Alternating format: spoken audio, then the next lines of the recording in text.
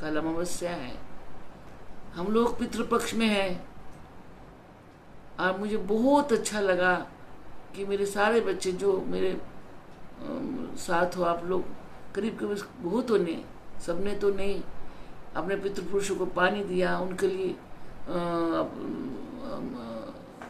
तिल तर्पण वगैरह नृत्य किया, मैं उनको भोजन दिया, जो भी दिया। तो पितृपुरुष जब प्रसन्न होता है, जगत मंगल होता है। देखिए, देवी देवता से पहले हम लोग जब बड़े बड़े पूजा अनुष्ठान करते हैं, सर्वप्रथम अपने पितरों को, अपने परिवार के वंशजों को आगे पानी, जल पानी दे के श्राद्ध इत्यादि करने के उपरांत हम लोग पूजा पाठ वगैरह करते हैं।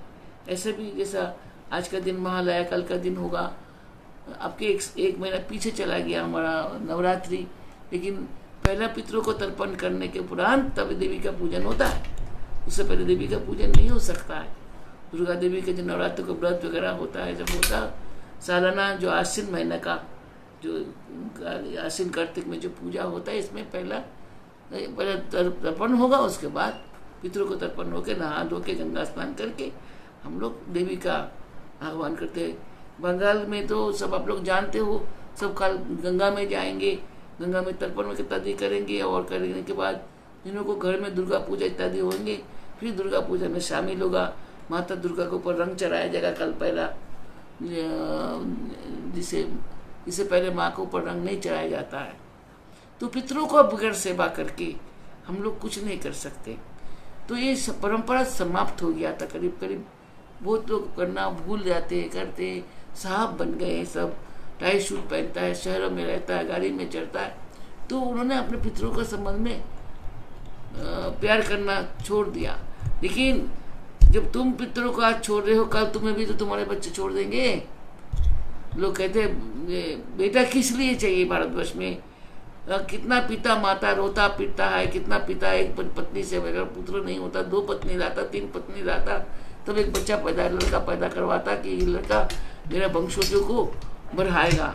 किस दिन के लिए? खाली उनको जल देने के लिए बेटा। उनको प्रति सालाना वार्षिक जो लोग जाके गया जी में तर्पण कर आता है, सब कुछ खत्म करके आते हैं, वो नहीं करते।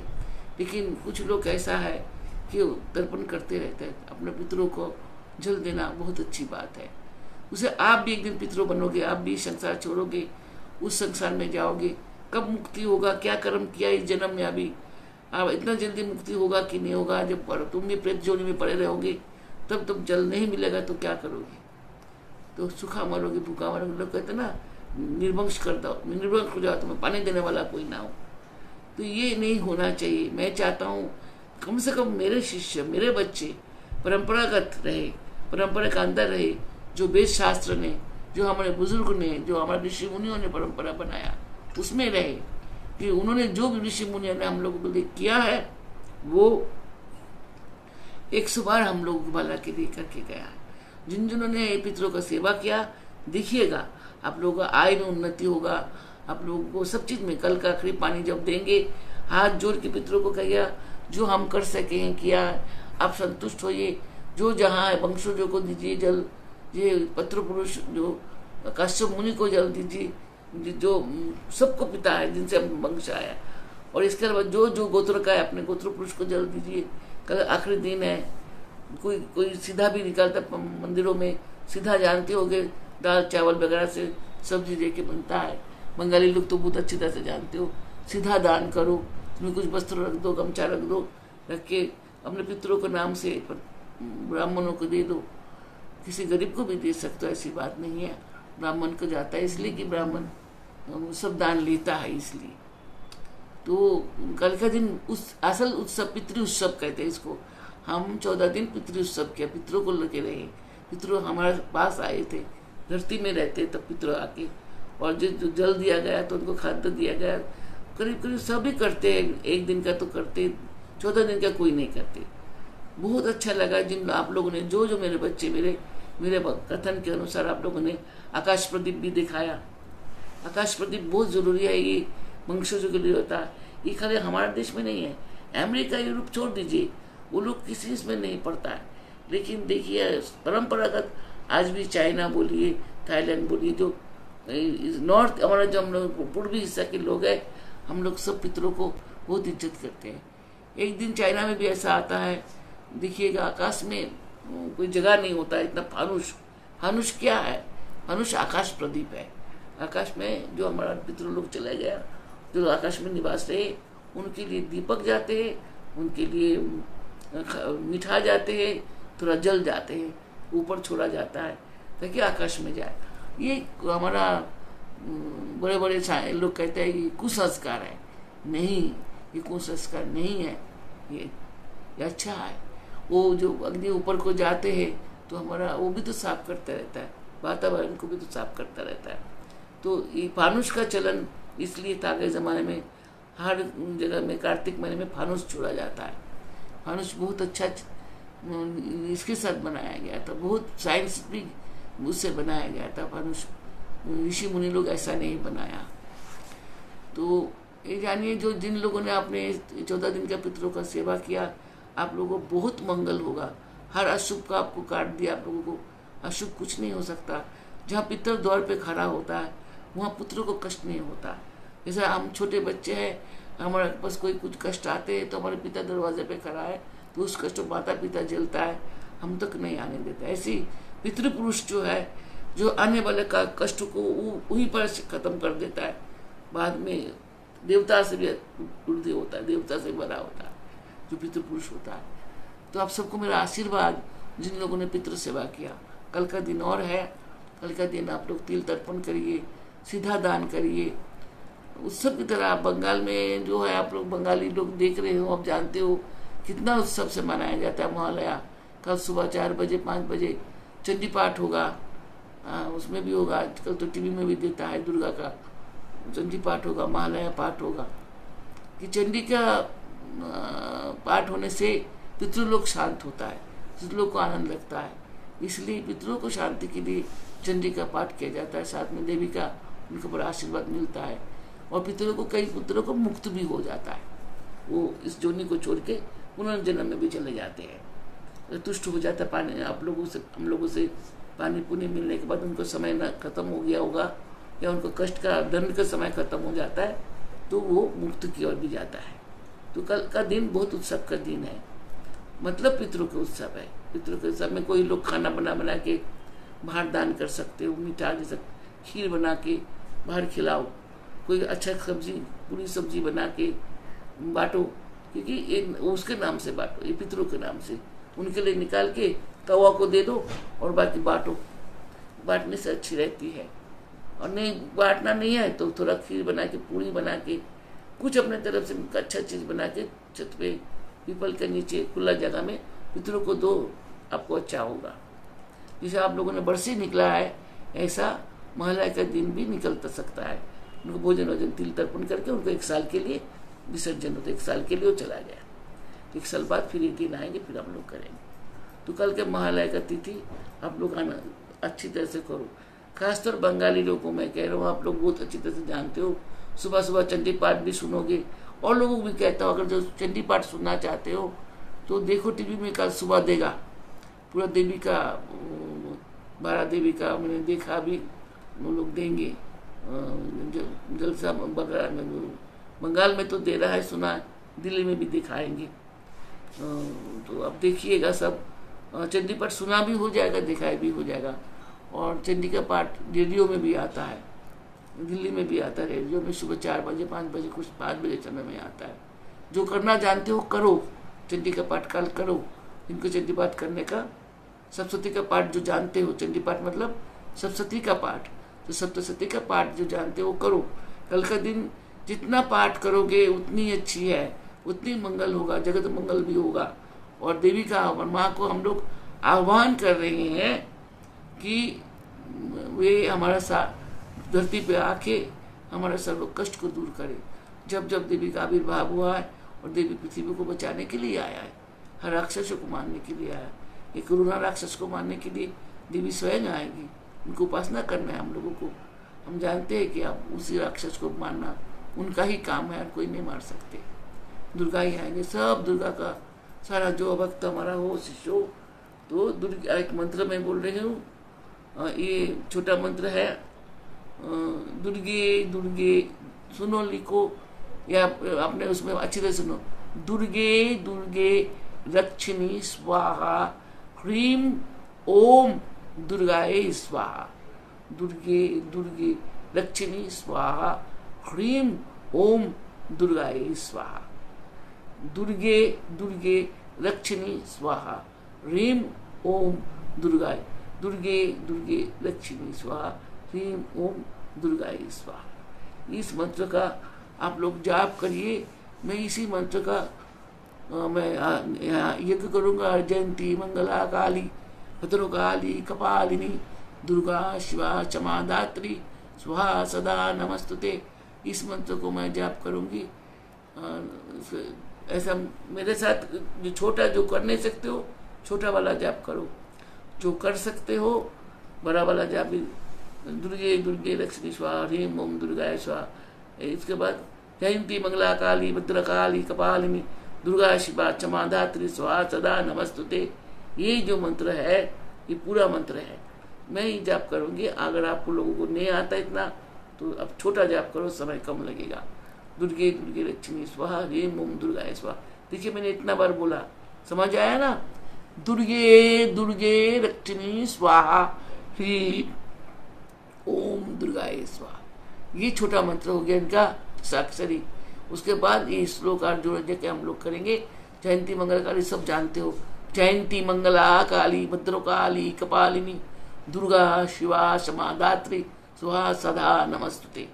ये हमने दो मंत्र जोड़ के मैं करूँगी। मैंने सोचा 1.25 लाख से ज़्यादा जाप करेंगे। अगर मेरे बच्चे मेरे साथ करेंगे तो उसका मैं महायज्ञ करूँगी। दुर्गा का आह्वान कर रही हूँ, वो धरती में आके हम सबको रक्षा करे। वही रक्षा कर सकती है। माँ दुर्गा का आविर्भाव होना जरूरी है इस समय हम लोग को जगत मंगल के लिए। तो सब नवरात्रि में क्यों हम लोग शुरू करेंगे मलमास से। परसों मलमास है, नहीं कल का दिन माला के बाद परसों से मलमास है। मलमास से हम लोग जाप शुरू करते हैं। और इन दिनों मलमास का अर्थ अब जानते होंगे, जो अधिक मास होता, पुरुषोत्तम मास होता। जो शक्ति का उपासक है वो ओम नमः शिवाय का जाप करो। शिवालय में जल चढ़ाओ, 1 महीना शिवालय में जल चढ़ाओ। उनको घी से अच्छी तरह से, देसी घी से शिवलिंग को करके ऊपर से गंगा जल डालो उनको ऊपर। उनको शिव जी का पूजा हो। पुरुषोत्तम महीने में जो शाक्त लोग हैं, जो शक्ति को पूजा करते हैं, दुर्गा को पूजा करते हैं, उनको शिव का उपासना करना है। जो विष्णु भक्त है, जो वैष्णव है, जो विष्णु नाम धारण किए हुए, वो भगवान कृष्ण का नाम जाप करेंगे। क्लीम कृष्णाय स्वाहा। पूरा महीना जाप करो क्लीम कृष्णाय स्वाहा। और भगवान कृष्ण को या विष्णु भगवान का उनका पूजन करो। उनको जैसा भी हो, विष्णु मंदिर तो जगत में बहुत कम है, भगवान कृष्ण ही उनका स्वरूप है। कृष्ण मंदिर हर जगह में है। अपने घरों में भी आप कर सकते हैं। भगवान कृष्ण के सामने जो वैष्णव लोग हैं, भगवान कृष्ण के सामने धूप जला के और उनको पूजा करके उनको चरण धोले समझ के जल करके वो जल तुलसी में डाल दीजिएगा। उनको चरण में जल का छोटा कलश में पानी लीजिए, उनके फोटो का ये रखिए, भगवान कृष्ण को चरण में जल चढ़ाइए। वो जल तुलसी में डालना और किसी में मत डालना, उनका जल उसमें जाना चाहिए। और शिव जी तो शिव जी के ऊपर जाएंगे। जो पुरुषोत्तम महीना में सारा महीना हम लोगों को पूजा करना चाहिए। नित्य पूजा में शामिल करके करो, समय लगे थोड़ा सा कोई नहीं तो। और जो ओम नमः शिवाय जाप करे उसमें क्लीम कृष्णाय स्वाहा, क्लीम कृष्णाय स्वाहा कृष्ण मंत्र का जाप करो। हरे कृष्ण कृष्ण कृष्ण हरे हरे, हरे राम राम राम हरे हरे। क्लीम कृष्णाय स्वाहा कह के इस मंत्र को जाप करो। जैसा हम लोग दुर्गा का मंत्र जाप करेंगे, आप लोग ऐसा बोलिए क्लीम कृष्णाय स्वाहा, क्लीम कृष्णाय स्वाहा। कृष्ण कृष्ण हरे कृष्ण कृष्ण कृष्ण हरे हरे, हरे राम राम राम हरे हरे। इसका जाप आप लोग करो। तो ये पूजा हमारा मूल मास के लिए है, पुरुषोत्तम मास के लिए है। ये जो आश्विन का पुरुषोत्तम महीना कठिन होता है, वो कई बरस बाद आता है। तो हमारा इसमें तो आप लोग तो सब कोई तो समझते नहीं है। ज्योतिष में बहुत कुछ बोलेंगे। ये कन्या राशि में, सिंह राशि में, ये राशि में, वो राशि में, शायद आप लोगों को सांसारिक लोग समझना है, इतना सीधी बात आपको कह रहा हूँ, सिंपल बात कह रहा हूँ। कैसा अधिक मास होता है, अधिक मास क्यों होता है, किस लिए होता है, कैसे करके होता है। सूर्य 24 घंटे में परिक्रमा करते हैं, और अब जब दौड़ के आते हो कहीं से, खूब जोर से दौड़ रहे हैं, जहाँ के रुकना है वो आप लोग देखा है, जो सीमा होते हैं, आप दौड़ के उसको बाहर चले जाते हो ना, जो रेसलेस लोग भी करते हैं, जहाँ उनका अंतिम होता है वहाँ वो खड़ा नहीं होता, स्टॉप नहीं होता, वो और आगे चले जाते हैं। ऐसे ही सूर्य छोटा भी हो रहा है, और सूर्य का रफ्तार है, ये लोग कुछ भी बोले, स्पिरिचुअल में आप लोगों को बोल रही हूँ, तो सूर्य का आकृति छोटे हो रहे हैं। विज्ञान वाला एक दिन बोलेंगे, आज नहीं बोल रहे, मैं बोल रहा हूँ, तो छोटा होते जा रहे हैं। सूर्य जल रहा है तो छोटा होते जा रहा है, तो इतना हजारों बरस से है, उनको आकृति छोटा हुआ। पहले बरस के आप लोगों को मैंने ये दिया था, याद होगा, समय कैसे बनता, बरस कैसे बनता है, आपने वो देखा पुराना जमाने में कैसे होते थे। हजारों बरस कौन बचता है, ब्रह्मा कितना बरस बचता है, कि इसलिए से लंबे समय था, घटते घटते घटते अब हम लोगों को बस यही समय आ गया। इसमें भी घटाता है, जिसलिए ज्योतिष शास्त्र गलत है। मैं जो को बोलती हूँ, जो आप लोग सूर्य क्रम से जो जन्म कुंडली बना तो गलत है, उससे नहीं होना चाहिए। कि सूर्य का हम लोग संक्रांति से चलते हैं, जो जैसे संक्रांति नहीं आएगा, मलमास के कारण जो गड़बड़ हो गया है, तो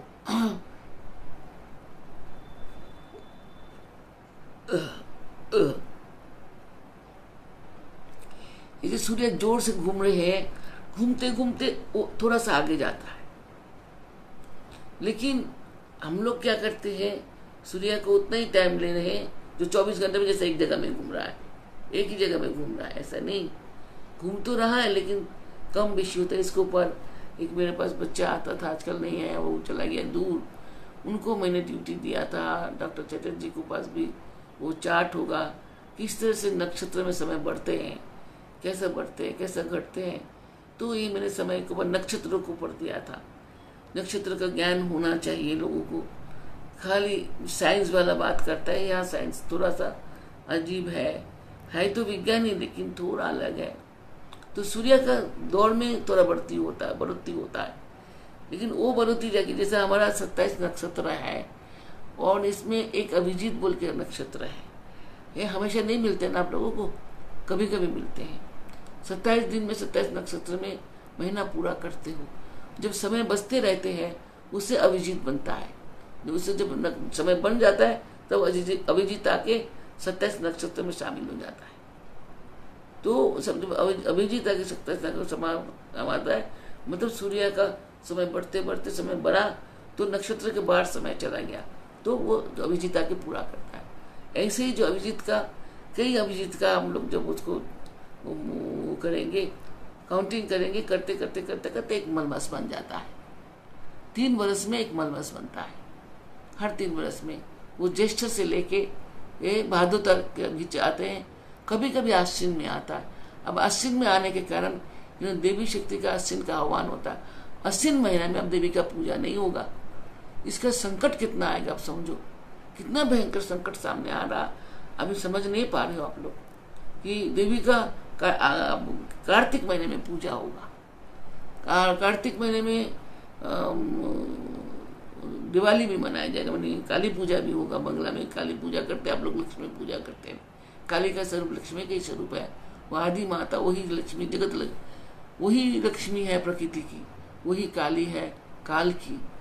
तो ये दोनों पूजा एक महीने में पड़ेगा, कार्तिक महीने में। तो कार्तिक का महीना कितना भारी हो गया, और अश्विन का महीना खाली जा रहा। अश्विन देवी का आह्वान होता है।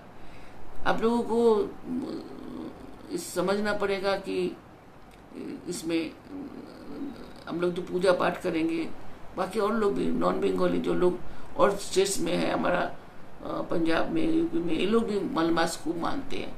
मलमास में सब शिव जी का पूजा करता है, तीर्थ में भी जाते हैं कोई लोग। ये आजकल मैं कहीं जाने को तो बोलूँगा नहीं, गंगा स्नान के लिए भी नहीं बोलूँगी, कहीं बाहर जाने के लिए नहीं। जो भी कुछ है वहीं पर अपने घर में करो, उसी उनका चरण का जल अपने सिर पे लगाओ, वो गंगा है, कहीं जाने का ज़रूरत नहीं है। तो ये पूजा हमने जो कहा, मलमास का पूजा आप करते रहिए। आश्विन का महीना खाली है, देवी का महीना है, देवी को उद्देश्य में थोड़ा सा देवी का हम लोग जाप करेंगे, इसलिए उनको पूजा नहीं हो रहा बोल के ये जाप हम लोग करेंगे। बस उनका नाम से बत्ती जला के, धूप दीप जला के हम लोग ये जो जाप शुरू कर देंगे। अश्विन का महीना खाली नहीं छोड़ेंगे, मलमास है तो क्या हुआ। तो इसलिए हमारा बाबा कहते थे, जैसे मैंने कहा बाबा मैं क्या करूं, ये पितृपक्ष में माँ को भोग कैसे दूं, माँ तो भोग नहीं खाएगी। कहते तू भूखी रहती है, माँ भूखी क्यों रहेंगे, माँ का पितृ भी माँ का है, मनुष्य भी माँ की है, माँ को भोग दो, साधारण भोग दो। तो साधारण भोग हम पूरा 14 दिन साधारण भोग माँ को दिया। तो ऐसे ही मलमास है तो क्या हुआ, देवी का आगमन हुआ नहीं हुआ तो क्या हुआ, हम उनका नाम से उनको उद्देश्य से जाप तो कर ही सकते हैं। दुर्गे दुर्गे दक्षिणेश्वरी मम दुर्गा स्वाहा, जयंती मंगलाकाली भद्रकाली कपालिनी दुर्गा शिवा क्षमा जाती स्वाहा नमस्ते। माँ हमारा रक्षा, तो आप रक्षा करने के लिए पृथ्वी में आते हो। आश्विन आपको नाम है, हम आपको प्रणाम करते हैं। कह के जप करना, अब इसी जप से हम आगे चलकर हवन भी करेंगे, जो काउंटिंग में हो जाएगा। उसके बाद नवरात्रि में ज़्यादा जप करेंगे, तो उससे मिला कर हम लोग यज्ञ करें, महायज्ञ करना चाहते। कई लाख उसमें 10 दिन तक आहुति चलता रहेगा, 9 दिन तक। तो ये मलमास का अर्थ आप समझ गए होंगे कि मलमास 27 नक्षत्र, यानी 27 नक्षत्र में जब अभिजीत आता है, अभिजीत को काउंटिंग करके मलमास निकलता है। उसी तरह से आप जो लोग इस शास्त्र में जानते हैं, नक्षत्र 27 है, वो 28वां नक्षत्र है, तो वो अधिक होता, वो अधिक होते होते ये मलमास बनता है। जिसलिए इंग्लिश कैलेंडर बोलो, ये वैज्ञानिक हो कितना समझ सकता है, इनके परे है। और जो ज्योतिष करते रहते हैं वो बोले भाई इस ग्रह में वो गया, उसको मुख में वो गया, ऐसे मुख गए, वो सब कुछ नहीं। ये काल कैसा बचता है, जैसे आप घरों में समझ लो 1 किलो चावल लाया, 1 किलो चावल ना एक डिब्बे में रख दिया, अब रोज 1 पाव करके निकाल के अपने घर में बनाया, ठीक है, 4 दिन में खत्म हो जाना चाहिए। 5वां दिन में अब क्या देखता है, थोड़ा बचा हुआ, बचते है कि नहीं, बचते है ना आपके घरों में। आटा 1 किलो थोड़ा 1 पाव करके लिया, लेकिन फिर भी इतने बची हुए। ऐसे समय है, काल है, ऐसे छोटे छोटे काल जो बच जाते हैं, उसी तरह से सूर्य में से समय जो काल बचते हैं, सूर्य घूमते हुए वो काल अभिजीत में जाते हैं, अभिजीत में जाके नक्षत्र मंडल में शामिल होके फिर जो घूमते हुए पूरा ठीक कर लेते हैं। तो इसी तरह से 3 साल का अभिजीत को काउंट करोगे, एक मूल मास निकल आएगा, मल मास, पुरुषोत्तम मास आएंगे। तो इस महीने में क्या करना चाहिए हमने आपको बता दिया। इसको और जानना है तो और पढ़ाई करना पड़ेगा आप लोगों को कि ग्रह को इसमें आने से क्या होता है, इस राशि में हो जाने से क्या होता है, संकल्प कैसे करना चाहिए, तो ये सब आप लोगों को समझ आएंगे।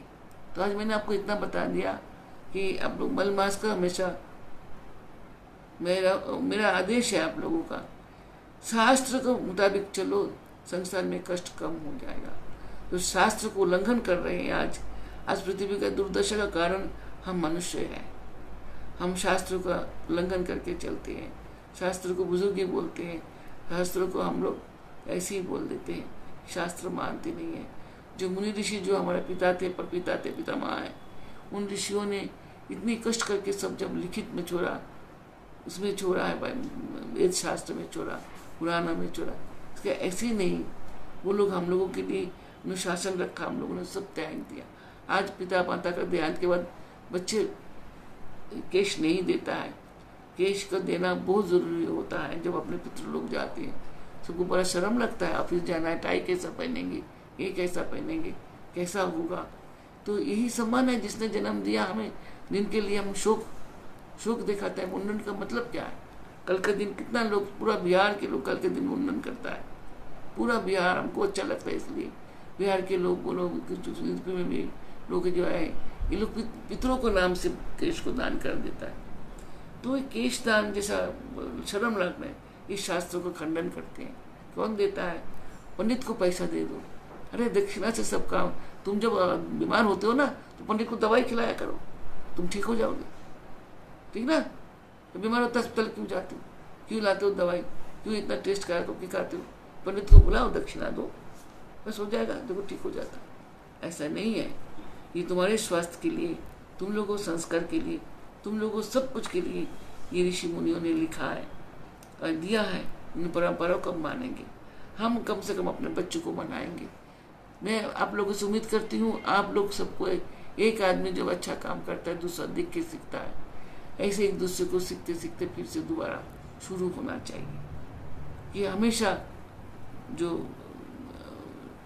नियम है शास्त्र में, हम साल भर हर काम के साथ उसको नियम को भी मानेंगे। उसमें क्या होगा, ये दुर्योग नहीं आता। आज जो दुर्योग में आप लोग सामना कर रही हो, ये दुर्योग नहीं आता है। सती युग में देखिए, उसके बाद त्रेता में देखिए, चौथ में देखिए, पहला पता लगते थे तो राजा लोग क्या क्या करते थे। लेकिन आज के राजा जो बैठे हैं उनको क्या, वो तो खाली इसे घर से चलता है। इसलिए आज राजा तो साधारण पब्लिक जाके बैठा हुआ है, वो लोग मान्यता नहीं देते। राजा को ये सब करना चाहिए, मानना चाहिए। तो राजा मानते थे तब प्रजा का रक्षा होता था। तो अभी जो राजा लोग हैं सारा दुनिया में, मतलब जो मंत्री तंत्री लोग हैं, जो लोग बड़े लोग हैं, उनको चाहिए ये शामिल करें। हिंदू धर्म में जो ये सब कुछ था भारतवर्ष में तो शामिल करना चाहिए। आपके प्रधानमंत्री तो अच्छे आए, बहुत ही अच्छे मिले हैं, वो धर्म को मानने वाला है। तो मैं समझती हूँ अगर वो सुन रहा है, सुनता है, तो किसी तरह से उनको होना चाहिए। तो जब वो हिंदू तत्व के ऊपर ध्यान दे रहा है तो उनको चाहिए कि शास्त्र में के अनुगत जो ऋषि मुनियों ने हमारे लिए करके गया है वो सब करें। राजा लोग जब करेंगे बड़ा बड़ा अनुष्ठान, उससे देश का, धर्म का, समाज का, मनुष्य का कल्याण होता है। तो एक होना ही चाहिए। और देश में क्या कर रहे हैं हम नहीं देखते, हमारा देश में होना चाहिए।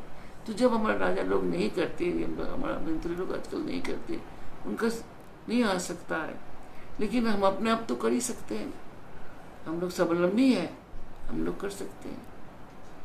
और हम सब मिलके करेंगे, सब मिलके जब करेंगे, अगर पृथ्वी में हम 10 आज शुरू करते हैं, कल 20 बनेगा, फिर आस्ते आस्ते बढ़ेगा। इस तरह से जो हमारा कोई भी पर्व आते हैं, जो कुछ आते हैं, उनको अथवा महा अनुष्ठान जो होता है इनको करना चाहिए, मान्यता देना चाहिए। खैर ये सब बात तो हो गया, सत्संग में होता रहता है बेटा। और पूजा के लिए आप लोग तैयार हो जाइए। दुर्गा पूजा में आप लोगों का स्पेशल ढंग से कराएंगे। हम कुछ आपको रहस्य बताएंगे, पूजा का अर्थ क्या है, दुर्गा कौन है, प्रकृति है, इनके बारे में, कैसे दुर्गा पूजा का कलश स्थापना होना चाहिए, ये मैं आप लोगों को बताऊंगी। कि ऐसे एक पत्ता डाल देते हो कलश में, फल रख दिया, नहीं, इसमें दुर्गा पूजा में रहस्य है, बहुत जबरदस्त रहस्य है। उस तरह से जो लोग पूजा कर रहे हो, कलश में पूजा करोगे तो कैसा करोगे, तो हम आपको बताएंगे। उसमें 9 पत्रों का जरूरत होता है, नवपत्रिका, नवरात्रि, 9 पेड़ होता है जो दुर्गा का स्वरूप माना जाता है। ये देवी पुराण में उनका व्याख्या है। देवी पुराणार्थ विधि, जब महिषासुर को वध किया गया, या दुर्गा को, धूम राक्षस को वध किया गया, या बड़े बड़े राक्षसों को वध किया गया, तो उसमें खास कर आश्विन महीना का जो पूजा है वो नवपत्रिका का अंदर होता है। उसमें कौन कौन वृक्ष लगेंगे हम आपको एक दिन पूरा बना के दिखाएंगे। कलश कैसा बनते हैं, कलश को कैसे बना के फिर उसको स्थापित करना चाहिए, फिर उसको कैसे उसको सामने नित्य पूजा करना चाहिए। जहाँ आप सब घरों में तो नहीं हो सकता, जो जहाँ जहाँ पूजा आप लोग जो जो करते हो उससे सीखोगे कि दुर्गा जो है वो क्या है। ये रहस्य सब मैं आपको बताना शुरू करेंगे। पत्रिका क्यों है, औषधि क्यों है, क्यों उसमें इतना 9 पत्रिका है, 9 पत्रिका अर्थ क्या है, दुर्गा पूजा का अर्थ समझना बहुत जरूरी है। वो जरूर, अगर ठीक से हम पूजा करें तो क्या नहीं हो सकता है। माता आ रही है हमारे पास, उनके लिए तैयारी भी हम करेंगे, दुख में भी तैयारी करेंगे। क्योंकि आज लोग बड़ा बड़ा मूर्ति बना के पूजा करता, मूर्ति तो उनका हम लोगों को आनंद देने के लिए होता है, लेकिन असली पूजा तो प्राकृतिक होता है। प्राकृतिक पूजा कैसा होता है आप लोगों को आप थोड़ा सा हम सिखाएंगे। ये 5-7 दिन मैं शास्त्र समझता हूँ तैयारी करके सिखाना चाहिए। तो किस तरह से करेंगे, कैसा करेंगे, उसका पूजा का हम तो थोड़ा छोटा सा पद्धति भी दे देंगे। आप लोग जो घर में करोगे, घर में भी करोगे, कि बंगाल में नवपत्रिका इकट्ठा करना कोई मुश्किल नहीं है। बाकी लास्ट ऑफ इंडिया में और बाहर और जगह में तो उस तरह से नहीं हो सकता है, लेकिन बंगाल, दिल्ली, ये सब जगह में ये पेड़ पौधा मिल जाता है कि कुछ पौधा औषधि की है, कुछ ऐसा है। तो कल का बाद परसों जो बीज देना, जो बीजने से क्या होगा, हम दुर्गा पूजा में जो का पौधा चाहिए ज़रूरी, जयंती जो हम बोलते, जयंती मंगला काली, तो इसको ये एक जयंती का पौधा लगता है, जो सब लोग जयंती पूरा जो बीज के लोग पूजा करते हो, खाली अकेला जो नहीं, उसमें 9 और पत्ता चाहिए। धन जयंती जय देती है, जयंती अर्थात जौ, धान अर्थात लक्ष्मी। तो इस तरह से इनका पौधा, ये 9 पत्रिका के बारे में कल अगर समय मुझे मिलेगा तो मैं फिर आगे कल से या परसों से हम आप लोगों को पूरा ये शिक्षा देना चाहते हैं दुर्गा पूजा का। और साथ में साधना, आप लोगों को जो साधना का सिखा रखे हैं, अब आप लोग रात के टाइम में करना शुरू करें। प्राणायाम कैसा हो रहा है, अगर मैं नहीं आ पा रहा हूँ, लेकिन आप लोगों को खुद को रोज के लिए ये शिक्षा दिया है, ये तो प्रथम शिक्षा है बेटा। अभी तो आपको पहले स्टेज में आया है, अब सेकंड में जाओ। अब हम लोगों को साधना में, अब मैं मूल चक्र के लिए बोल रही हूँ, पहला शब्द जो है उनका वह है। तो हम लोग कैसा करके अंदर प्रवेश करेंगे, रात में सोते वक्त कर लो, बैठ के कर सकते हो ऐसा कर लो कि हम लोग प्रवेश कर रहे हैं, और ब में बैठ के हम ब मातृका के अंदर बैठ के, वहीं बैठ के कुंडलिनी का एक ही पंखड़ी पे आप कुछ जाप करेंगे। ध्यान में अब जाइए कि मैं जैसे प्रवेश नए योग से अब अंदर प्रवेश करिए।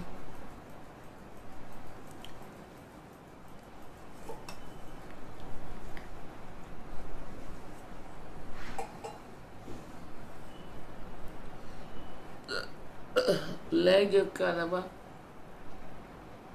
आप अपने अंतर शरीर में नहीं जा सकते। लय योग रोज करिए, रोज करिए।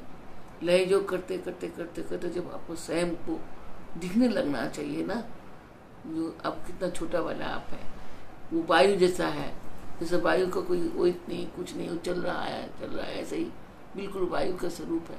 क्योंकि वायु के माध्यम से हमें ऊपर आने, श्वास के द्वारा, प्राणायाम के द्वारा तो उसी शक्ति को ऊपर लाते हैं हम लोग। प्राणायाम ही हमारा यह वायुयान है, उससे हम ऊपर जाते हैं, इसलिए वायुयान कहते हैं उसको। सांस के साथ हम लोग ऊर्ध्वमुखी होते हैं। तो अपने को लय योग बहुत ज़रूरी है।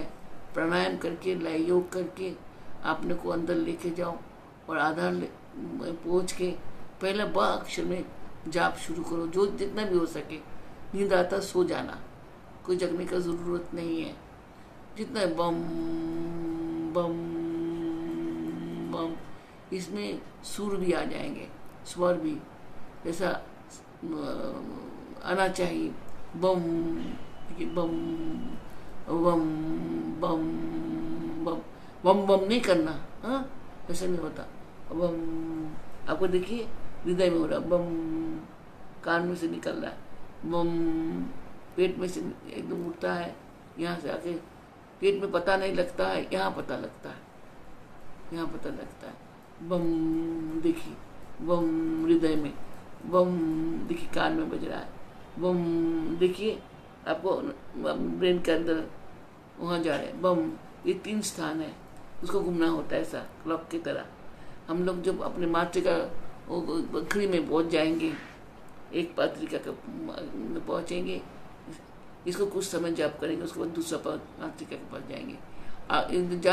जब तक आप जाप करेंगे, उस माता का स्वरूप को आप अपने बात सामने लगा लेना, कुछ देर तक उनको देखते रहना, उनका स्वरूप को। और जब आंख बंद करोगे, उस पंखड़ी में आप लोग पहुँचोगे, वहाँ उस मातृका को ध्यान करो, साथ में उनका स्वर को जाप करो। तो इस तरह से हम लोग कुछ करके एक एक कमल को सिद्ध करेंगे, एक एक चक्र में से हम घूमते, फिर देवताओं के पास आएंगे। अब पूरा साधना कराएंगे आप लोगों को। अब तक तो मैंने बीच में आपने इससे कराया, लेकिन नहीं, अब आप लोगों को स्वयं अपने अंदर जाना पड़ेगा, निकलना पड़ेगा।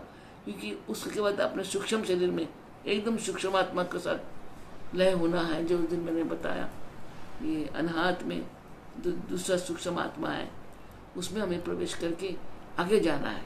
तो इसलिए हमें एक एक चक्र में ऐसा करके घूमते, आप जब 7 फ्लोर में जाना चाहते हो, एक एक फ्लोर को घूमना पड़ेगा ना, तभी तो 7 फ्लोर में चढ़ोगे। तो प्रत्येक फ्लोर का देखते हुए जाना पड़ेगा ना आपको। जैसे हम लोग कोई बिल्डिंग में चढ़ता है, ऐसे ही तो है, एकदम से ऊपर फट से तो चढ़ नहीं सकते हम लोग। तो आज से आप लोग प्रथम प्राणायाम करो, छोटा प्राणायाम करो, कुछ प्राणायाम करो। प्राणायाम एकमात्र वायु है जो एकदम से आदमी जब करने लगता है वो द्रुतग्रामी हो जाता है, तेज हो जाता है, बहुत तेज हो जाता है, और प्राण वायु को उसका अंदर छोड़ना होता है। तो तभी वो जाके अंदर वो शो आत्मा हमारा जो है, चैतन्य हमारा है, वो समय के उस प्राणायाम के जो स्वर के साथ वो अंदर को घुसता है, और घुस के तब वो अपने चक्र में प्रवेश करके घूमता है। तो घूमना तो आपको घुमा दिया हम लोगों ने, कैसे कैसे करके घूमना पड़ता है, कैसे कैसे रंग देखने में आता है, सब मैंने वर्णन किया, फोटो भेजा। अभी और तरह फोटो भेज दे रही है कि जब एक एक चक्रों में जाओगे क्या क्या उनका स्वरूप है, कैसे कैसा भाव है आपको आएंगे। जिस देवी का जब जाप करोगे उनका करुणा कैसा आपको मिलेगा, देखिएगा कितना आनंद आता है उस समय में जब एक एक देवी का स्वरूप आप जाप करेंगे।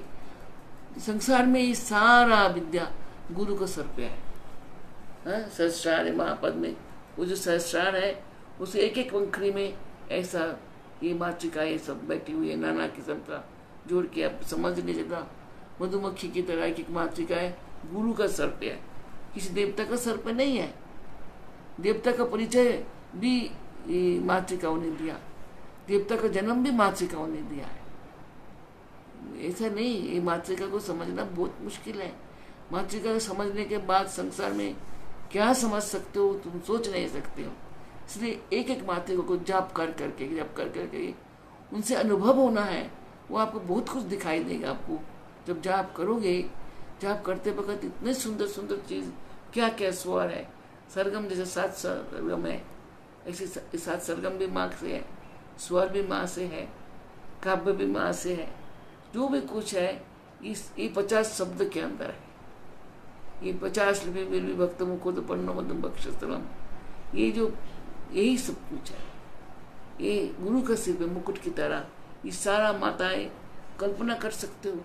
गुरु के सिर पे कैसा सहस्रार के अंदर, हमने आपको सहस्रार का फोटो भेजा होगा, हम लोगों को मिला होगा, देखिए कैसा मातृकाएं बैठा हुआ है। अगर नहीं भेजा तो हम आपको भेज देंगे।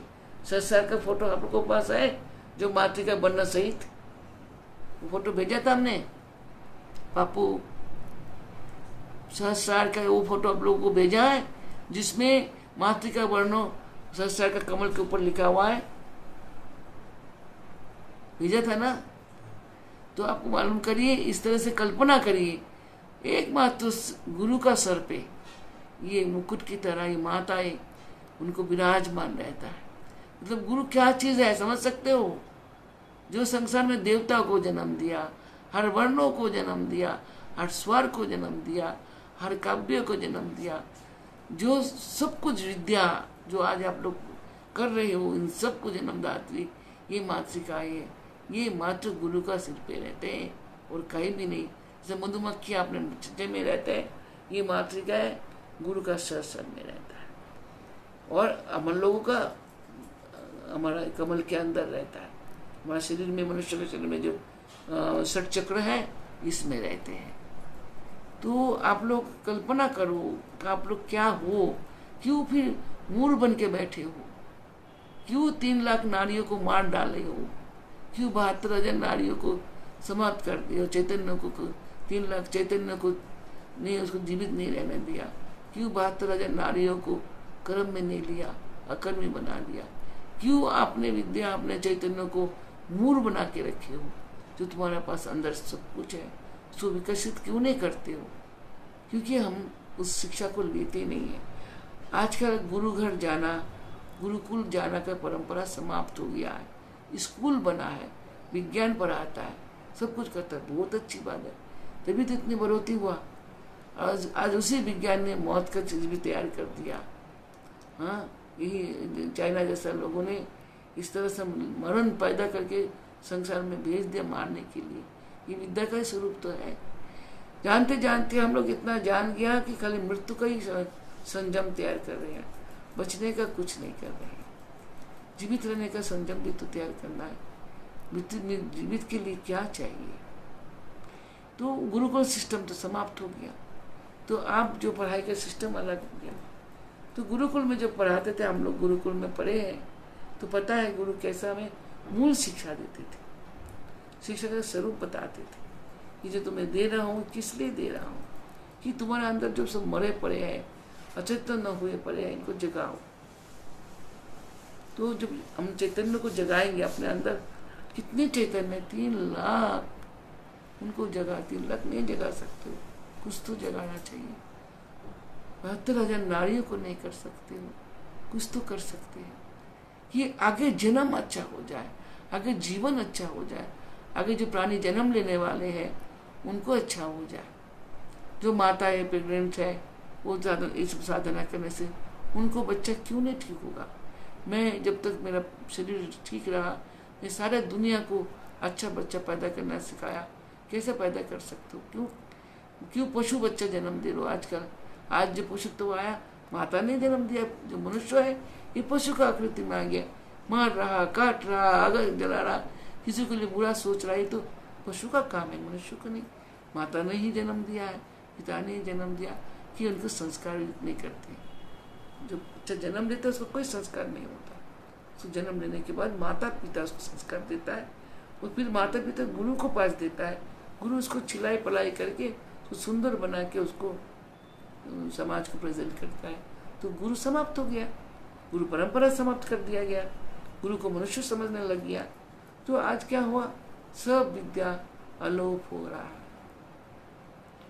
यही दुख का कारण है। जो मैं बहुत चाहा कि सब में चैतन्य आए, कितना चाहा, इतना दिन से 30 बरस 35 बरस से नहीं चाहा मैं कि आप लोग अपने अंदर को जागाओ, अपने अंदर जाओ, प्राणायाम करो, अपने को दीर्घायु करो, स्वस्थ जीवन यापन करो, और अपने को ध्यान धारण में लगाओ।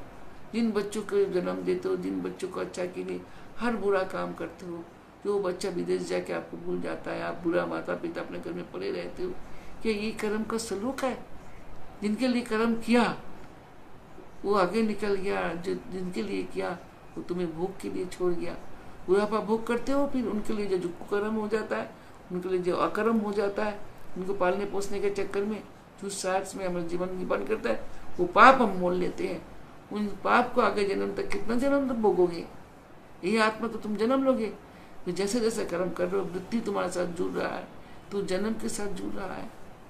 तो जन्म के साथ जुड़ रहा है, तो जो जिनके लिए सब कुछ किया है, सब कुछ इस संसार के लिए आप करते हो। जो इसको सुंदर वृंदावन है, मैं घर बार गाड़ी बाड़ी सब कुछ इन्हीं चीज के लिए आप लोग करते हो। और बच्चे पढ़ते हो, बच्चे को शिक्षा देते हो, बढ़िया स्कूल में पढ़ाते हो, विदेश भेज देते हो, चला गया विदेश, हो गया बड़ा, एक लड़की को प्यार किया, पूजा वही अच्छी है, लेकिन तुम झूठे हो गया, चला गया बीवी को लेके।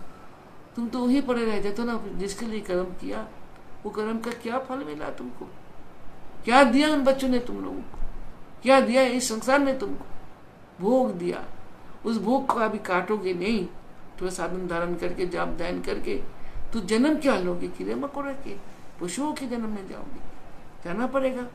जिस जिस जिस कर्म तुमने कर डाला इन लोगों के लिए, वो सब भोग करना पड़ेगा। जिसके लिए किया हो तुम्हें घूम के भी नहीं दिखेगा। ऐसे गुरु लोग क्या करता है, अपने शिष्य को भोग लेता। मैं आपके सामने बैठा हूँ, मैंने जीवन में झूठ नहीं बोला, मैंने कोई ऐसा कर्म कुछ नहीं किया। मैंने अपने बच्चों को कष्ट में देखा, उनको कष्ट जुटाते गई। आज हमारा शरीर, सोने का शरीर मिट्टी का बन गया है।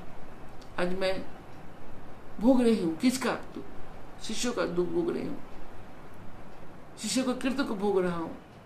इन क्या, जिनके लिए मैंने भोग बोल रहा हूँ, कभी हमको पूछा माँ तू कैसी है? नहीं पूछा।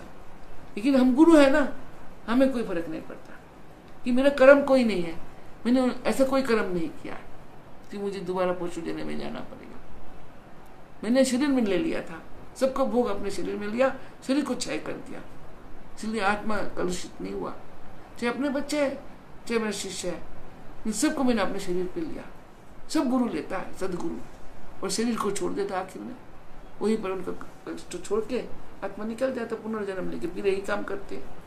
तो आप लोग ऐसा नहीं कर सकते हो, क्योंकि आप लोग कर्म के साथ जुड़ जाते हो और उस कर्म को फिर विवाद जन्म जन्म लेके भोग करते रहते हो। जिनके लिए करते हो वो तुम्हें कैसे छोड़ के जाता है तुम खुद जानते हो। तो इसलिए इतना मोह मत करो। ये जो संसार में मेरा बच्चा, मेरा बेटा, मेरा बेटी, संसार, इससे अब निकलो। इनको बच्चे बड़े हो चुका है, इसलिए तो आश्रम का नियम था कि एक समय के बाद छोटेपन में, बचपन में माँ बाप 12 साल तक, 24 साल तक आश्रम में डाल देते थे, शिक्षा हो के आ जाओ। फिर संसार जीवन में आते थे, फिर वृद्ध होते, जब उनको बच्चे को शादी हो जाता वो घर छोड़ के फिर आश्रम में चले जाते थे। इतना समय के लिए माँ बाप संसारी बनते थे। वो नियम खत्म हो चुका है ना। अब तो मरते वक्त मरने लगे हो तभी अपने पूंजी अपने पास, तू अच्छा नहीं, मैं अच्छा नहीं, लड़ाई झगड़ा के साथ साथ बस रोगस्त होकर मर जाते हैं लोग, फिर उसको भूख करते रहते उन बच्चों को पीछे। इस संसार का मोह कम करो। जो है कुछ लेके तो जाओगे नहीं, चाहे सोना है, चांदी है, करोड़ों संपत्ति है, कुछ भी है, कुछ लेके जाओगे क्या? वो सुई वाला कहानी याद है? लेके जा सकते, सुई भी ले सकते हो क्या? नहीं, इन कर्म को तो साथ ले जाओगे। जो आत्मा निष्पाप है, जो चैतन्य किसी में नहीं है, उनको भुगतना पड़ता है जन्म जन्म लेके। क्यों? इसलिए आज का जो मैं आप लोगों को कह रहा हूँ, थोड़ा बहुत दिन से कह रही हूँ, समय कई लोगों को मैं देख रही हूँ, कहता समय नहीं होता है, ये नहीं वो नहीं। अरे समय क्या है, छोड़ दो। अगर तुम्हारे घर में करने वाला है उनको हाथ छोड़ो, और नहीं तो समय निकालो। निद्रा में हमारा गुरु कहते सोते क्यों है? कहता सोने से तो गया उस समय। मैं 9 साल के आयु से लेके करीब 45 बरस, आपको याद होगा, मैं कभी 25 वर्ष तो बिल्कुल नहीं से याद। एक दिन बाबा किसी को कह रहा था, जा जा साला, दिन भर खाता है, रात भर सोता है, क्या साधन करेगा, घी का साधन करेगा, भाग यहाँ से। मैंने सुना, बाबा ये बात आपने क्यों बोला? तो दिन भर खाता है, पाप करता है। खाने का मतलब ही उस खाने को जुटाने के लिए हर पाप कर डालता है। दिन भर खाता है, रात भर सोता है। समय कहाँ है अपने को ले जाने का? श्वास है, लेकिन श्वास को ऊर्ध्वमुखी नहीं करता, श्वास को अधोमुखी करता है। उस साला को क्या मंत्र देंगे? उसको दूर करो यहाँ से। हमने सोचा बाबा हमको क्या बोला, छोटे थे तब समझ नहीं आया, तो बहुत छोटी थी मैं, 6-7 साल की थी। फिर बड़ा होके एक दिन पूछा तो उन्होंने मुझे इतनी सुंदर ढंग से समझाया कि हाँ गुरु इसे कहते हैं। वो 2 शब्द का अर्थ उन्होंने कहा, जिसे मैं 7 किताबें लिख सकता हूँ। दिन भर खाना, रात भर सोना, कैसे हम लोग इससे कर्म को जोड़ लेते हैं। गीता का उस श्लोक सुनाया, कर्म करोगे तो कर्म का फल कैसे पाओगे। हर जगह से उन्होंने ले लेके हमको सुनाया, समझाया, बताया। तो मेरा मन ऐसा हो गया कि उसी टाइम में बहुत छोटी थी, तब भी 12 बरस 13 हुआ, तब मेरा विवाह नहीं हुआ। जब मेरे विवाह का समय आया तो उन्होंने मुझे कहा, मैं तेरे को जन्म नहीं दिया बेटा, इसलिए मैं रोक नहीं सकता। तो तुमका जीवन तो, तुम तो सन्यासी नहीं हो, तुम जहाँ भी जाओगे सन्यासी बने रहोगे। नहीं, सन्यास अर्थात किसी में मोह नहीं रहेगा, संसार में रह के संसार का मोह तुमको नहीं रहेगा। मैंने जन्म नहीं दिया बेटा, जो तुम्हारा माँ ने जन्म दिया वो जो करेगा तुमको सुनना पड़ेगा।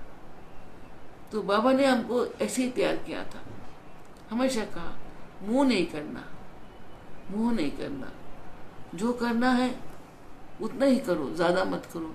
जब ज्यादा करने जाओगे तो दुष्कर्म कर डालोगे, कि दुष्कर्म करने का जरूरत नहीं है। जब बहुत कष्ट है, संकट है, ईश्वर तुम्हें निकाल लेगा। उसका नाव हमेशा घाट में बंधा रहता है कि जो भी कोई कष्ट देखेंगे तुमको फटाफट वहाँ बैठा के आगे निकाल के ले जाएगा। हमेशा माई तुमको ले जाएंगे।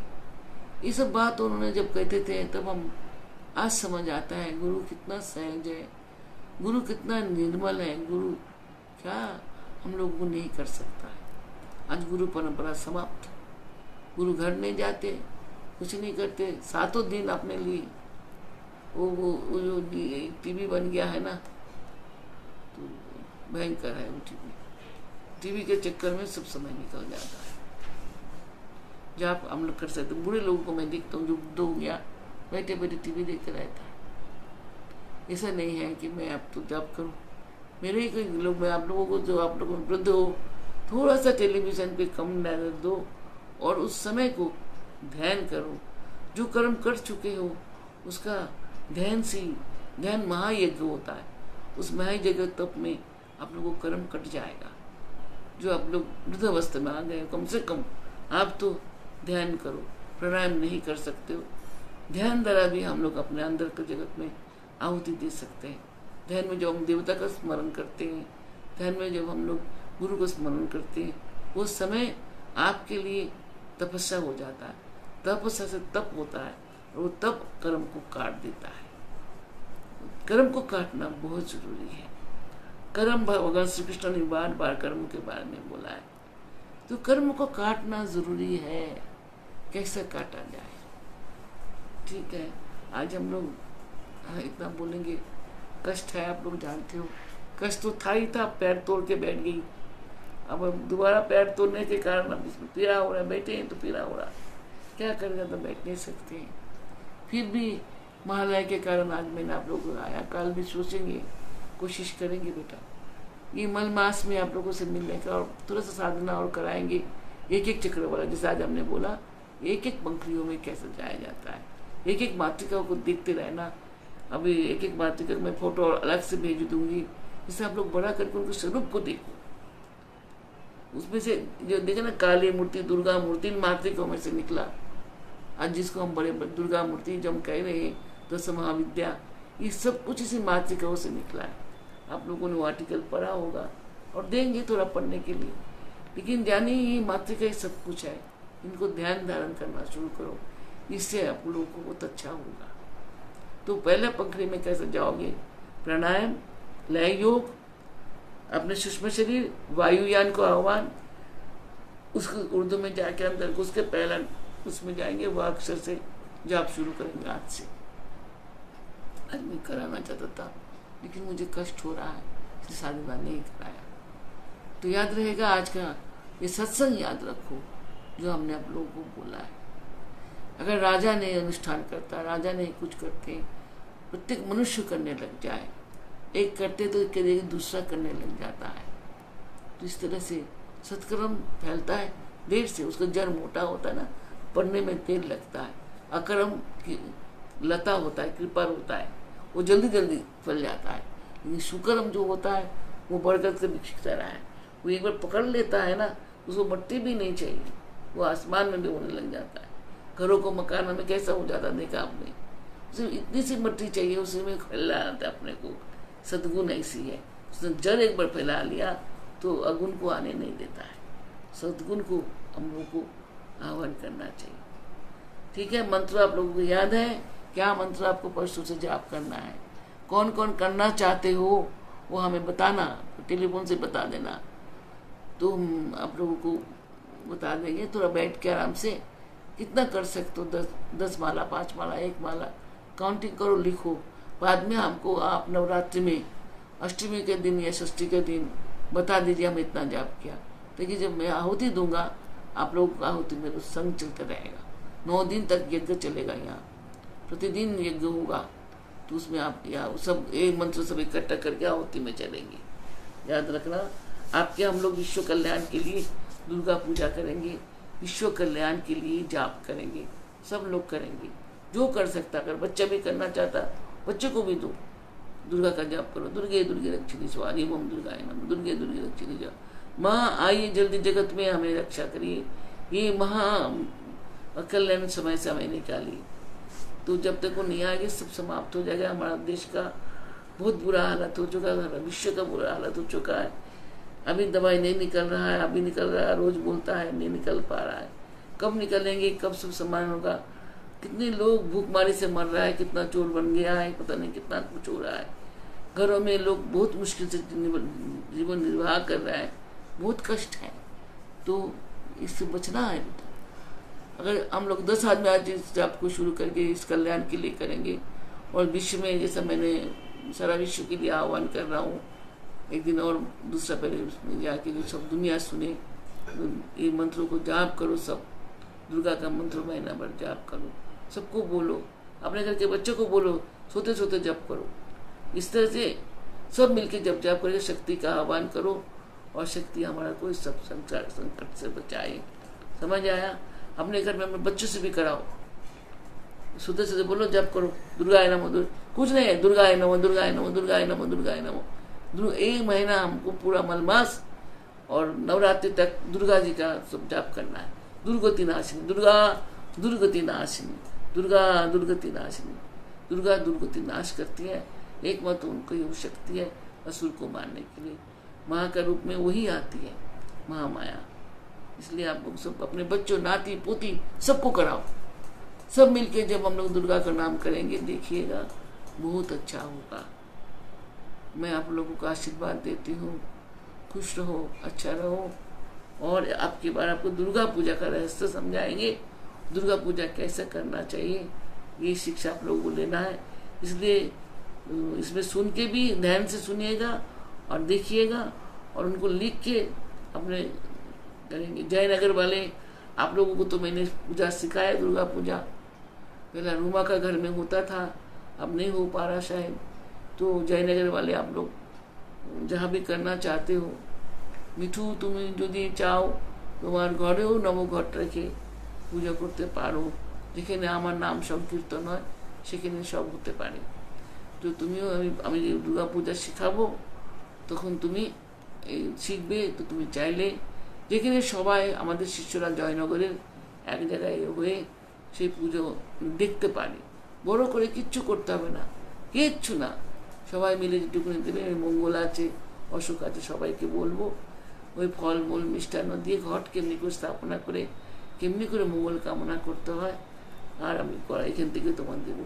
আর যারা নিজে এইভাবে এক জায়গায় সব শিষ্যরা এসে দুর্গার নাম সংকীর্তন করবে, তোমরা দুর্গায় নমঃ সব জপ করো। জয়নগরে যত লোক আছে তাদের দেখো, আমি এবারে এই শুরু করছি, ভজন শুরু করব। ভজন মন্ডলীকে ডাকবো এবার থেকে। আমি 19 তারিখে আমাদের এখানে যেটা কাপড়ের একটা কিছু হচ্ছে, যেটা আমি করি মানব দুর্গা এর জন্য আমাদের টনকপুর আশ্রমের জন্য, সেটা হবে। এছাড়াও আমরা ভজন শুরু করব, একটু টাইমটা আগে আগে করব আর দূরে দূরে বসে, উপরে হলে এবং তোমরাও দূরে দূরে বসে মুখে।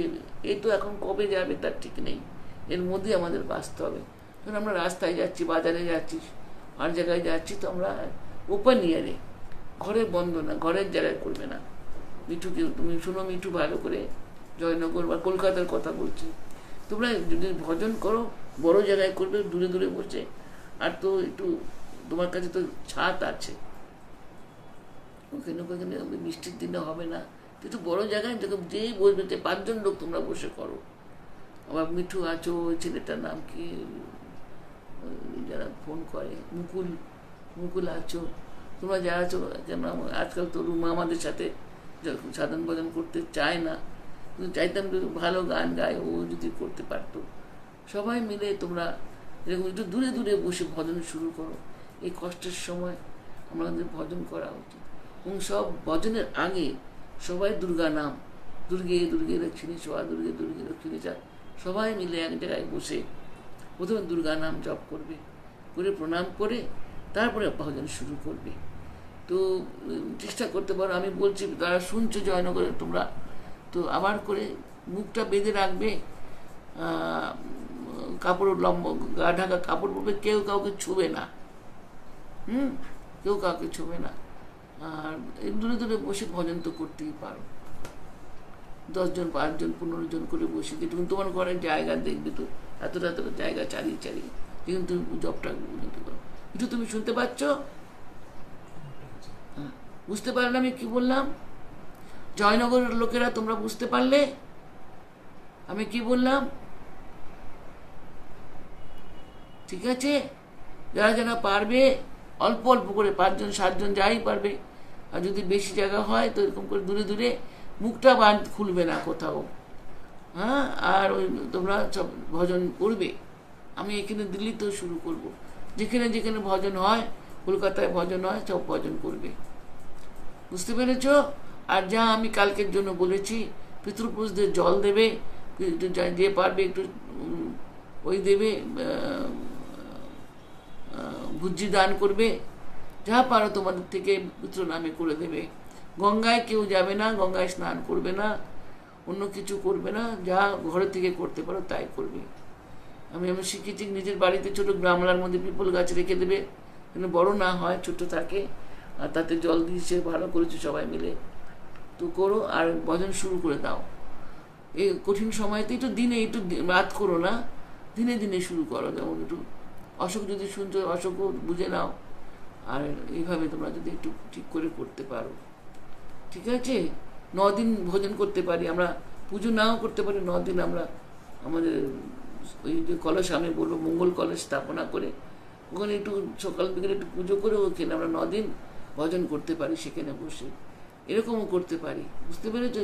দুর্গা পূজা নাও করতে হবে না, কিছু করতে হবে না, কিন্তু আমরা কলস, মঙ্গল কলসের সামনে বসে দুর্গা নাম জপ করে ভজন, মায়ের গান সব গিয়ে আমরা ওই করতে পারি, মায়ের আরতি করতে পারি। এই ধরনেরও করতে পারি। যেরকম করতে চাও তোমরা আমার সাথে কথা বলবে टेलीफोने, ताते हमें तुम्हें बुझिए देवो, ठीक है। अच्छा, दिल्ली वाले भी अब सोचे कल बोलेंगे, दिल्ली वाले भी और जगह और जहाँ जहाँ लोग अब सुन रहे हो, जहाँ आप लोगों को होगा कैसे आप लोगों को दुर्गा पूजा करना है, आप सबको बता देंगे। और उसी तरह से दुर्गा का सामान्य ढंग से भी पूजा, लेकिन ढंग से वो उनको फल मिले। व्रत करते हैं, दिन भर खाना खाते हैं। व्रत का अर्थ क्या है? नारी को खाली रखना, छोड़ना, खाली छोड़ना नहीं। उस दिन तो बहुत कुछ खाने को मन करता, क्या है व्रत के खाना, सब खरीद कर लाते हो, दिन भर चबाते रहते हो। ऐसे ना, ऐसे नहीं होना चाहिए। व्रत मतलब व्रत, नारी और उसको खाली, नारी को खाली कर देना चाहिए, ताकि नारी को सफाई। और एक टाइम जब खाते हैं हम लोग, फलाहार हो या जो भी कुछ हो तो खाए, दिन भर नहीं। कोई पकौड़ा बना के खा रहा, साबुदाने के पकौड़ा खाओ, इसका पापड़ खाओ, उसका उबली आलू खाओ, ये खाओ वो खाओ, दिन भर खाते रहते हैं। ये कोई व्रत हुआ? दूध में असली तो व्रत का खाना क्या होता है? दूध में सामक के चावल डाल के उबाल लो, उसको पी लो, साबुदाना डालो, उबालो, उसको पी जाओ, केला खाओ एक टाइम का। लेकिन नहीं होता लोगों को, तब हमने कहा ठीक है पूरी बनाओ, आलू का सब्जी से खा लो, एक टाइम खा लो, और दिन भर में सुबह एक बार थोड़ा फल खा लो, दूध पी लो। जितना स्टमक को खाली छोड़ोगे, स्टमक नाड़ी को खाली करो, और एक दिन उसे आप लोग को मोटापा घटेंगे, शरीर में बुद्ध हो जाए। 2 व्रत, 1 व्रत हफ्ता का होना चाहिए, 1 व्रत तो होना ही चाहिए। इसलिए मैं मंगलवार को व्रत के लिए कहती रहती हूँ कि मंगलवार को व्रत करो, नारी को खाली करो। और नारी खाली होने से देखना कितना मस्तिष्क में शक्ति आता है, चर्बी का कमी होता है, बहुत कुछ होता है। तो लेकिन उससे ज्यादा खाते हो, पूरी पारी ये वो, दिन भर चबा रहे, उनको समझ नहीं आता इस बात को। ये क्या खा रहे हो? साबुदाना का पापड़, ये क्या खा रहे हो? उसका वो सिंघाड़ा के आटा के ये बनाया, वो बनाया, अरे क्या है? ये हालत है। तो फल क्यों नहीं मिलता व्रत का? इसलिए नहीं मिलता। व्रत तो नियम संयम है ना। व्रत का अर्थ क्या है? नियम और संयम, अपने अंदर का नियमित ही करना और संयम करने का नाम है व्रत। मैं उस दिन कम बोलूंगी, झूठ नहीं बोलूंगी, हल्ला नहीं मचाऊंगी, हिंसा नहीं करूंगी, फिर कुछ शब्द नहीं बोलूंगी, किसी को दुख नहीं देंगे, जीवात्मा को कष्ट नहीं देंगे। ये सब व्रत का नाम है। व्रत में ये सब करना होता है। एक बात और मैं सारी भूल गया, आप लोग मल मास में चिड़िया को दाना डालो। ये कहा जाता है सब प्राणी को खाना मनुष्य को देना चाहिए। चिड़िया के लिए थोड़ा खाना, वो दाना घर में हो तो कहीं रख दो 1 महीने मल मास के लिए।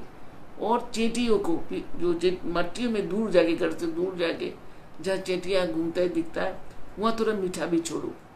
तो इससे शनि के ग्रह का आप लोगों पे कुपोष जो होता है, मूल मास में गुड़ का टुकड़ा, ईख का रस या चीनी आप अगर चेटियों को खिलाओगे तो अच्छा है।